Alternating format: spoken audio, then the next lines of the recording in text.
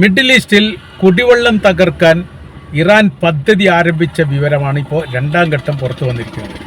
പെട്രോളുമായി ബന്ധപ്പെട്ട് സർവ്വ മേഖലയും ആക്രമിച്ചതിൻ്റെ ഫലമായി ലോകാടിസ്ഥാനത്തിൽ വലിയ രീതിയിലുള്ള പ്രയാസം ഇപ്പോൾ പെട്രോളുമായി ബന്ധപ്പെട്ട് അനുഭവിക്കുകയാണ്.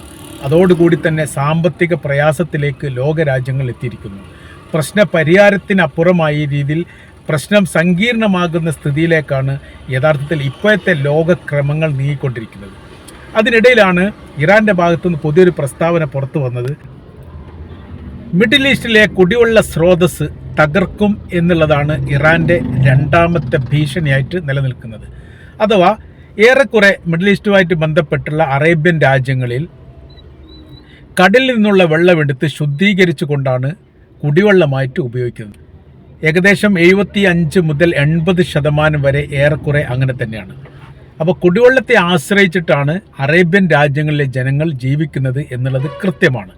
അതിൻ്റെ മേഖല കേന്ദ്രീകരിച്ചുകൊണ്ട് തടസ്സമുണ്ടാക്കുകയും തകർക്കുകയും ചെയ്യുക എന്നുള്ളതാണ് രണ്ടാം ഘട്ടം ലക്ഷ്യമാക്കുന്നത്.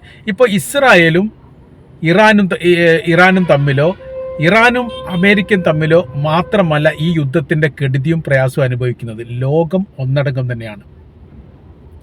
മിഡിൽ ഈസ്റ്റ് മേഖലയിൽ എവിടെയും അമേരിക്കൻ പൗരന്മാർക്കോ അമേരിക്കയുടെ സ്ഥാപനങ്ങൾക്കോ സുരക്ഷിതമില്ലാത്ത ഒരു സ്ഥിതിയിലേക്ക് ഇപ്പോഴത്തെ രാഷ്ട്രീയം എത്തിയിരിക്കുന്നു. അതിൽ ഏറ്റവും കൂടുതൽ ഇറാൻ ഇസ്രായേലിനെ ആക്രമിക്കുന്നതിനപ്പുറം അമേരിക്കയുടെ ബേസുകളെ ആക്രമിക്കുന്നതിനപ്പുറം അറേബ്യൻ രാജ്യങ്ങളെ കൂടി യുദ്ധത്തിൻ്റെ ഭാഗമാക്കി എന്നുള്ളതാണ് ഏറ്റവും വലിയ പ്രത്യേകത. അതിൽ എല്ലാ രാജ്യങ്ങളും അറേബ്യൻ രാജ്യങ്ങളിൽ പ്രവർത്തിക്കുന്ന Saudi Arabia, Qatar, Oman, Bahrain അവരുടെ സഹോദര രാജ്യമായിട്ട് അല്ലെ സുഹൃത്ത് രാജ്യമായിട്ട് കരുതുന്ന ഒമാൻ അടക്കം ഏതോ തരത്തിൽ അവർ ആക്രമിക്കപ്പെട്ടിട്ടുണ്ട്. ഇറാനാൽ ആക്രമിക്കപ്പെട്ടതാണ്. അവിടെ അവസാനിച്ചിട്ടില്ല. പിന്നെ ജോർദാനിലേക്ക് വന്നു, ഈജിപ്തിലേക്ക് വന്നു, ഇറാഖിലേക്ക് വന്നു, അസർബൈജാനിലേക്ക് വന്നു, തുർക്കിയിലേക്ക് വന്നു. സർവ്വ മേഖലയിലും അവർ ആക്രമണം നടത്തി. ഇവിടെയുള്ള ഏറ്റവും വലിയ പ്രത്യേകത ഈ ഒരു രാജ്യവും ഇറാൻ ഇതുവരെ തിരിച്ചടിച്ചിട്ടില്ല എന്നുള്ളതാണ്. ഇറാനെ തിരിച്ചടിച്ചാലുള്ള വിഷയം എന്ന് പറയുന്നത് സർവ്വ സാമ്പത്തിക സ്രോതസ്സും തകർക്കപ്പെടും. ദശകോടികളുടെ ആസ്തിയോടുകൂടി ഉയർന്നു പൊന്തിരിക്കുന്ന ഒരുപാട് ബിൽഡിങ്ങുകളുടെ സമുച്ചയമുള്ള ദേശമാണ് അറേബ്യൻ രാജ്യം എന്ന് പറയുന്നത്.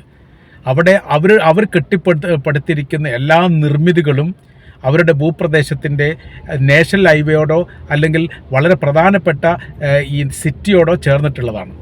ഇത് തകർക്കപ്പെടുക എന്ന് പറയുന്ന സാമ്പത്തിക സ്രോതസ്സിനെ അത് സാരമായിട്ട് ബാധിക്കും. അതിനുമപ്പുറം പെട്രോളിയവുമായിട്ട് ബന്ധപ്പെട്ട കാര്യങ്ങൾ, അത് ഈ അരാംകോ അടക്കമുള്ള പെട്രോൾ കെമിക്കൽ സംവിധാനത്തിന് നേരെ ആക്രമണം നടത്തുന്ന സമയത്ത് അത് ലോകത്തെ തന്നെ ബാധിക്കുന്ന രീതിയിലാണ് ഇപ്പോൾ ബാധിച്ചുകൊണ്ടിരിക്കുന്നത്.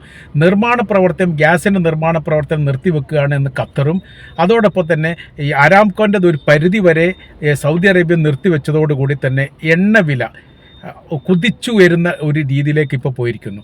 അതാണ് ഒരു ഘട്ടം. പിന്നീട് അതിൻ്റെ തുടർച്ചയായ രീതിയിൽ ഹോർമൂസ് കടൽ വഴിയാണ് ഏകദേശം ലോകത്താകമാനമുള്ള പെട്രോളിൻ്റെ 20% കപ്പലുകളും അല്ലെങ്കിൽ അതിൻ്റെ യാത്രാ റൂട്ടും എന്ന് പറയുന്നത്. അത് അപ്പാടെ അടച്ചു എന്ന് മാത്രമല്ല, ആ മേഖലയിലൂടെ ഒരു കപ്പൽ പോവുകയാണ് കത്തിക്കും എന്നുള്ളതാണ് ഇറാൻ്റെ മുന്നറിയിപ്പ്. തങ്ങൾ സുരക്ഷിതത്വം നൽകാമെന്ന് അമേരിക്ക പറയുന്നുണ്ടെങ്കിലും അമേരിക്കയുടെ കപ്പലിന് പോലും സുരക്ഷിതമില്ലാതിരിക്കുന്ന സമയത്ത് അവരെങ്ങനെയാണ് സുരക്ഷിതം കൊടുക്കുക? മാത്രവുമല്ല, ചെങ്കടലിൽ ഇതേ അഭിപ്രായം അമേരിക്ക പറഞ്ഞിട്ടുണ്ട്, ഞങ്ങൾ സുരക്ഷിതം കൊടുക്കുക എന്നുള്ളത്. അങ്ങനെ യൂറോപ്യൻ കപ്പലുകൾ 1-2 അമേരിക്ക വിശ്വസിച്ച് പോവുകയും ചെയ്തിട്ടുണ്ട്. പക്ഷേ അതിനെ തകർക്കപ്പെട്ടു അല്ലെങ്കിൽ ആക്രമിക്കപ്പെട്ടു. പിന്നീട് അമേരിക്കയുടെ കപ്പലിന് പോലും രക്ഷയില്ലാത്തൊരു സാഹചര്യം വന്ന സമയത്താണ് ഒമാൻ്റെ മധ്യസ്ഥതയിൽ യമനുമായിട്ട് കരാറുണ്ടാക്കി ആ പ്രശ്നം അവസാനിപ്പിക്കുന്നത്. അപ്പോൾ ചെങ്കടലിൽ യമനോട് വിജയിക്കാത്ത അമേരിക്ക എങ്ങനെയാണ് ഹോർമുസ് കടലുമായിട്ട് ബന്ധപ്പെട്ട് ഇറാനോട് വിജയിക്കുക എന്നുള്ളത് ലോകത്തെ സംബന്ധിച്ചിടത്തോളം അതിശയമുള്ള കാര്യമാണ്. കാര്യം കള്ളത്തരവും പൊള്ളത്തരവും വഞ്ചനയും മാത്രം ചെയ്യുന്നു എന്നതിനപ്പുറം കൃത്യവും സത്യവുമായിരിക്കുന്ന ഒരു കാര്യവും ഈ യുദ്ധവുമായിട്ട് ബന്ധപ്പെട്ട് അമേരിക്ക ഒരു കാലത്തും ചെയ്തിട്ടില്ല എന്നുള്ള യാഥാർത്ഥ്യമാണ്. ഇറാനിലെ വിദ്യാർത്ഥികൾ പഠിക്കുന്ന സ്കൂളിൽ ബോംബ് സ്ഫോടനം നടത്തിയത് ഇസ്രായേൽ അല്ല അമേരിക്കയാണ് എന്നുള്ള റിപ്പോർട്ട് ഇപ്പോൾ പുറത്തു വന്നിരിക്കുന്നു. കൃത്യതയോടുകൂടി തന്നെയാണ് ആ പ്രവൃത്തി ചെയ്തത്. മരണങ്ങൾ കൂട്ടുക എന്നുള്ളത് ഇവരെല്ലാ കാലത്തും ചെയ്യപ്പെടുന്ന പ്രവൃത്തിയാണ്. അവരാക്രമിക്കുന്ന സമയത്ത് സ്ഥാപനങ്ങൾ നഷ്ടപ്പെടുത്തുക, നശിപ്പിക്കുക, അല്ലെങ്കിൽ അത്തരം കാര്യങ്ങൾ ചെയ്യുന്നതിനേക്കാൾ കൂടുതൽ തങ്ങൾ ആക്രമിച്ചത് കൊണ്ട് ഇത്തരത്തിലുള്ള ആൾക്കാരെ കൊലപ്പെടുത്താൻ വേണ്ടി സാധിച്ചു എന്നുള്ളത് ലോകത്തിൻ്റെ മുൻപിൽ അഭിമാനത്തോടു കൂടി പറയുന്ന രാജ്യമാണ് അമേരിക്ക എന്ന് പറയുന്നത്.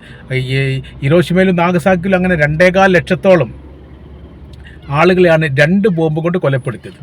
ലോകത്ത് ആദ്യമായിട്ട് ആണവായുധം പരീക്ഷിച്ചു. അതിൽ മരണപ്പെട്ടവരുടെ സംഖ്യയാണ് പറയുന്നത്. 945 നടന്ന സംഭവത്തിന് ഇപ്പോൾ 2025 26 എത്തി നിൽക്കുന്ന സമയത്തും അതിൻ്റെ ദുരന്ത ഫലങ്ങൾ അവിടെ ജനിക്കുന്ന ജനിതക കുട്ടികൾക്ക് ഇപ്പോഴും അനുഭവിക്കുന്നുണ്ട് എന്ന് പറയുമ്പോൾ അതിൻ്റെ മാരക ശക്തി എത്രത്തോളം ഉണ്ട് എന്ന് നമുക്ക് ഊഹിക്കാവുന്നതേ ഉള്ളൂ. ഇപ്പോഴത്തെ സ്ഥിതി എന്ന് പറയുന്നത് ഈ യുദ്ധം ഇറാനും ഇസ്രായേലും മാത്രമാവരുത് എന്നുള്ളത് ഇറാന് നിർബന്ധമാണ്. ഇതിലെല്ലാ രാജ്യങ്ങളും കക്ഷിയാവണം. 16 രാജ്യം ഇപ്പോൾ ഓൾറെഡി ഏതോ തരത്തിൽ കക്ഷിയായിട്ടുണ്ട്. തിരിച്ചടിക്കുക എന്ന് പറഞ്ഞാൽ ഒരിക്കലും അറബ് രാജ്യങ്ങളെ സംബന്ധിച്ചിടത്തോളം ഇറാന് നേരെ ഒരു തിരിച്ചടി ഉണ്ടാവുക വളരെ പ്രയാസമാണ്. കാര്യം അതിൻ്റെ മാരകമായിരിക്കുന്ന ഭവിഷ്യത്ത് എത്രത്തോളം ഉണ്ടാകുമെന്ന് ഊഹിച്ചാൽ അതിനറ്റം പോലും കാണില്ല എന്നുള്ള യാഥാർത്ഥ്യം അമേരിക്കക്കും ഇസ്രായേലിനും മനസ്സിലാക്കാൻ പറ്റിയിട്ടില്ല. ഇറാൻ്റെ ശക്തി എന്ന് പറയുന്ന സമയത്ത് അറേബ്യൻ രാജ്യങ്ങളെക്കുറിച്ച് പിന്നെ നമുക്ക് ഊഹിക്കാവുന്നതേ ഉള്ളൂ. ഇപ്പോഴത്തെ രണ്ടാമത്തെ സ്ഥിതി എന്ന് പറയുന്നത് അവരുടെ കടൽ കേന്ദ്രീകരിച്ചുകൊണ്ട് കുടിവെള്ള പദ്ധതിയുമായി ബന്ധപ്പെട്ട കാര്യങ്ങൾ തകർക്കപ്പെടുന്ന സമയത്തുള്ള വിഷയം എന്ന് പറയുന്ന സമയത്ത് ഒരു ഭാഗത്ത് പെട്രോളിയത്തിൻ്റെ ക്ഷാമം ഉണ്ടാകുന്നു, ഒരു ഭാഗത്ത് കുടിവെള്ളത്തിൻ്റെ ക്ഷാമം ഉണ്ടാകും. കുടിവെള്ള ക്ഷാമം വരുന്ന സമയത്ത് അറേബ്യൻ ജനത തെരുവിലിറങ്ങും. അവർ വലിയ വിഷയകാര്യങ്ങളുണ്ടാകും. കാരണം ജീവിക്കാൻ പറ്റാത്ത രീതിയിലുള്ള സംവിധാനങ്ങളുണ്ടാവും. ഇവിടെ കുവൈറ്റും ഇറാഖും തമ്മിൽ യുദ്ധം ഉണ്ടായിരുന്ന സമയത്ത് അന്ന് തന്നെ പറയപ്പെട്ട് വലിയ കുബേരന്മാരായിരിക്കുന്ന സാമ്പത്തിക രംഗത്തൊക്കെ വലിയ അഭിവൃദ്ധി മുന്നേറ്റവുമുള്ള ആളുകൾ യഥാർത്ഥത്തിൽ ഈ ജീവിക്കാൻ വേണ്ടി ഭക്ഷണത്തിന് പോലും പ്രയാസപ്പെട്ട ഒരു സാഹചര്യം 3 ദിവസം കൊണ്ടുണ്ടായി എന്നുള്ളതാണ്. വലിയ സമ്പത്തുണ്ട്. കാര്യം എന്ന് വെച്ചാൽ അവരടുത്ത് ഇഷ്ടം പോലെ സമ്പാദ്യങ്ങളുണ്ട്. പക്ഷേ എന്താ കറൻസിക്ക് വിലയില്ലാതെയായി. ഈ ദിനാർ എന്ന് പറയുന്ന കുവൈറ്റിൻ്റെ കറൻസി ആർക്കും വേണ്ടാതായി. ഗവൺമെൻറ് ഇല്ലെങ്കിൽ കറൻസി നിലനിൽക്കില്ല. അങ്ങനെ ആ കറൻസിയുടെ ഉപയോഗം നഷ്ടപ്പെട്ട സമയത്ത് പിന്നീട് സൗദിയുടെ റിയാൽ, ഈ അമേരിക്കയുടെ ഡോളറൊക്കെയാണ് വിനിമയമായിട്ട് ബന്ധപ്പെട്ടുണ്ടായത്. യഥാർത്ഥത്തിൽ അവിടെ കുപ്പത്തൊട്ടിയിൽ കിടക്കുന്ന ബലദിയ എന്നൊക്കെ നമ്മൾ അറബിയിൽ പറയുന്ന സമയത്ത് ബലദിയൽ ഈ വേസ്റ്റായിട്ട് ഒഴിവാക്കപ്പെട്ടതിൽ നിന്ന് ഈ ഭക്ഷ്യവസ്തുക്കൾ പെറുക്കിയെടുത്ത് കഴിക്കുന്ന ഒരവസ്ഥയിലേക്ക് അന്നത്തെ കുവൈത്തിൻ്റെ കാലഘട്ടം എത്തി എന്ന് പറയുന്ന സമയത്ത് അത് നിസ്സാരമായിട്ട് നമ്മൾ കാണാൻ വേണ്ടി സാധിക്കില്ല. അതീവ ഗൗരവമാണ്. നമ്മുടെ മൂക്കിൻ്റെ മുൻപിലൂടെ, നമ്മുടെ കണ്ണിൻ്റെ മുൻപിലൂടെ നടന്നു പോയിരിക്കുന്ന ഒരു യാഥാർത്ഥ്യമാണ് ഈ കുവൈറ്റുമായിട്ട് ബന്ധപ്പെട്ടുള്ള പട്ടിണിയും ദാരിദ്ര്യവും അവരനുഭവിച്ചതിൻ്റെ പ്രയാസം. അപ്പോൾ ഇതിന് സമാനമായിരിക്കുന്ന സാമ്പത്തികപരമായ അഭിവൃദ്ധിയുള്ള ലോകത്തിലെ ഏറ്റവും വലിയ സമ്പന്നരുടെ ലിസ്റ്റിൽപ്പെട്ട സൗദി അറേബ്യ പോലെയുള്ള രാജ്യങ്ങളും അതോടൊപ്പം അതിൻ്റെ തുടർ രാജ്യങ്ങളും ദാരിദ്ര്യത്തിലേക്ക് വെള്ളം കിട്ടാത്തൊരു സാഹചര്യങ്ങൾ വരികയാണെങ്കിൽ ഒരു രാജ്യത്തിലെ ജനങ്ങൾക്ക് മറ്റൊരു രാജ്യത്തിൽ നിന്ന് എത്രത്തോളം കുടിവെള്ളം ഇറക്കുമതി ചെയ്യാൻ വേണ്ടി പറ്റും. മാത്രവുമല്ല, വെള്ളം എന്ന് പറയുന്ന സമയത്ത് അത് കുടിവെള്ളത്തിന് മാത്രമാണ് ഉപയോഗിക്കുന്നത്. നിത്യജീവിതത്തിൽ എല്ലാ മേഖലയിലും അത് ആവശ്യമാണ്. അത് ഒരു രാജ്യത്തിന് സംഭാവന നൽകാൻ വേണ്ടി സാധിക്കാത്തതാണ്. പാല് പോലെയുള്ള സാധനങ്ങൾ അല്ലെങ്കിൽ ഭക്ഷ്യവസ്തുക്കൾ മറ്റൊക്കെ 1, 2, 3, 4 ദിവസം കഴിക്കാതിരിക്കാം. പക്ഷേ കുടിവെള്ളവുമായിട്ട് ബന്ധപ്പെടുന്ന വിഷയമാകുന്ന സമയത്ത് അതിൻ്റെ റൂട്ടുകൾ മാറും. ഈ രീതിയിലേക്ക് ഇറാൻ ചിന്തിക്കുന്നു എന്ന് പറയുന്ന സമയത്ത് ഈ യുദ്ധം ചരിത്രത്തിൽ ഇന്ന് വരെ കേട്ടുകേൾവി പോലും ഇല്ലാത്ത രീതിയിലേക്ക് കാര്യങ്ങൾ എത്തുന്നു എന്നുള്ളതാണ്. ബുദ്ധി കൊണ്ടാണ് ഇറാൻ യുദ്ധം ചെയ്യുന്നത്, ശക്തി കൊണ്ടാണ് ഈ അമേരിക്കയും ഇസ്രായേലും പ്രതിരോധിക്കുന്നത്. അതുകൊണ്ട് കാര്യമില്ല. കാര്യം എന്ന് പറയുന്ന സമയത്ത് ഈ ഇസ്രായേലിൻ്റെ തലസ്ഥാനമായിരിക്കുന്ന തെല്ലവീവ് കേന്ദ്രീകരിച്ചുകൊണ്ട് ഇറാൻ്റെ ബോംബ് വീഴാത്ത ഏതെങ്കിലും മേഖല ഉണ്ടോ എന്ന് ചോദിച്ചാൽ പരിശോധിച്ച ശേഷം മാത്രമേ പറയാൻ പറ്റൂ എന്നുള്ളിടത്തേക്ക് ഇറാൻ സർക്കാർ എത്തിയിരിക്കുകയാണ്. ഇറാൻ ഇതുവരെ പരമാവധി പിടിച്ചു നിന്നിട്ടുണ്ട്. ആരും അറിയാത്ത രീതിയിൽ ഒപ്പിക്കണമെന്ന് പറഞ്ഞിട്ടുണ്ട്. പക്ഷേ ഇപ്പോഴത്തെ സാഹചര്യങ്ങൾ എന്ന് പറയുന്ന സമയത്ത് ആ രീതിക്ക് മാറ്റങ്ങൾ വന്നു. അല്പാൽപമായിട്ട് ഇപ്പോൾ പുറത്തിറങ്ങുന്നു. ഒരുപാട് സോഷ്യൽ മീഡിയ വഴിയൊക്കെ മൊബൈൽ എടുക്കുന്ന ചിത്രങ്ങൾ പുറത്തു വരുന്ന സമയത്ത് ഭീകരമാണ് അവിടുത്തെ രംഗങ്ങൾ. നിലവിളിച്ചു ഓടുന്ന ഈ ജൂത വിഭാഗത്തെ കാണാൻ വേണ്ടി സാധിക്കുന്നു. യുദ്ധം നിർത്താൻ വേണ്ടി ഇറാനോട് കേണപേക്ഷിക്കുന്ന ആളുകളെ കാണാൻ വേണ്ടി പറ്റുന്നു. കുടുംബങ്ങൾ പരസ്പരം ഈ കണ്ടെത്താൻ സാധിക്കാത്ത, ബിൽഡിങ്ങിൻ്റെ ഉള്ളിൽ കുടുങ്ങിയിട്ടും മറ്റും കണ്ടെത്താൻ സാധിക്കാത്ത വലിയ രീതിയിലുള്ള പ്രയാസങ്ങൾ അനുഭവിക്കുന്നവരെ കണ്ടെത്താൻ വേണ്ടി സാധിക്കുന്നു. ലോകം ഇന്ന് വരെ കാണാത്ത ഭീകരമായിരിക്കുന്ന ദൃശ്യങ്ങളുടെ ചിത്രങ്ങൾ മാത്രമാണ് യഥാർത്ഥത്തിൽ ഇപ്പോൾ ഇസ്രായേലിൽ നിന്ന് പുറത്ത് ഇറങ്ങുന്നത് എന്ന് ചുരുക്കം. അപ്പോൾ നമ്മൾ പറഞ്ഞു വരുന്ന കാര്യം ഇങ്ങനെയാണ്.